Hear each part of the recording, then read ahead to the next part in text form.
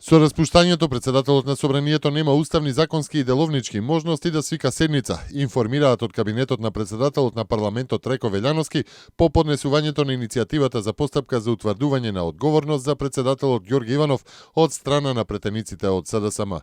Од таму наведуваат дека се направени консултации со стручните служби на кои уште еднаш им било потврдено дека не постојат можности за свикување на ваква седница. Во ситуација кога парламентот е распуштен, според уставот, итна седница може да биде свикана само во случај на воена опасност и вонредна состојба, односно природна непогода или епидемија.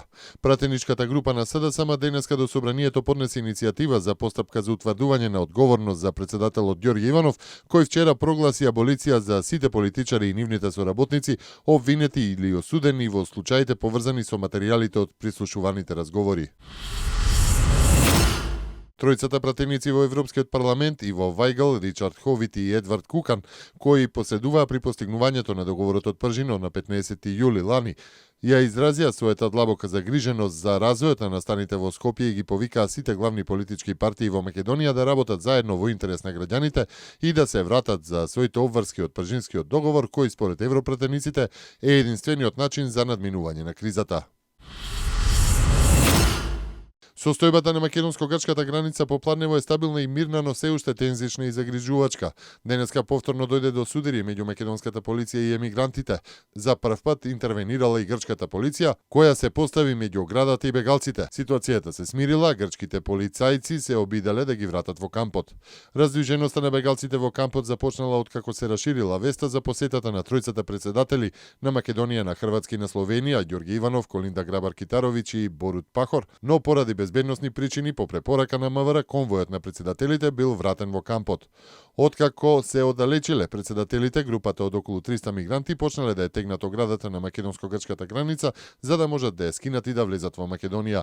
Македонската полиција фрлила шок бомби и солзавци кон нив за да се растури толпата. А председателите Иванов, Грабар-Китаровиќ и Пахори покрај нивното инсистирање од безбедносни причини наместо граничниот камен 59 на македонско-грчката граница ги посетија Сдружените полициски сили и привремениот транзитен камп за мигрантите во Гевгелија.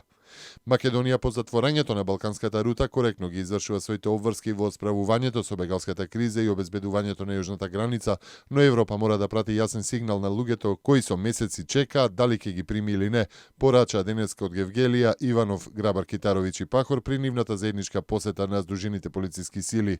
Председателот на Словенија Борут Пахор потврди дека со Хрватска преку Брно-Бриони процесот ќе инсистираат за напредување на Македонија кон Европа и НАТО. А една германка е уапсена во близина на кампот за бегалци во Идомени, откако грчката полиција го ограничи присуството на активисти во областа. Полицијата соопштила дека жената е уапсена поради носење хемиски спреј што се користи за одбрана, така наречен пепер спреј. Полицијата исто така поставила блокади на патот кон дивиот камп.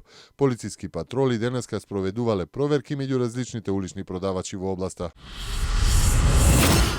Речиси 1 милион луѓе може да тргнат од Либија кон Италија преку Средоземното море во најновиот миграцијски бран кон Европа, најави воен советник кој работи за Обединетите нации во изјава за германската ДПА. Во Либија има милион потенцијални мигранти, изјавил генералот Паоло Сера, воен советник на пратеникот на Обединетите нации за Либија Мартин Коблер. Слични изјави даде и председателот на Европскиот совет Доналд Туск во говор пред парламентот во Страсбург.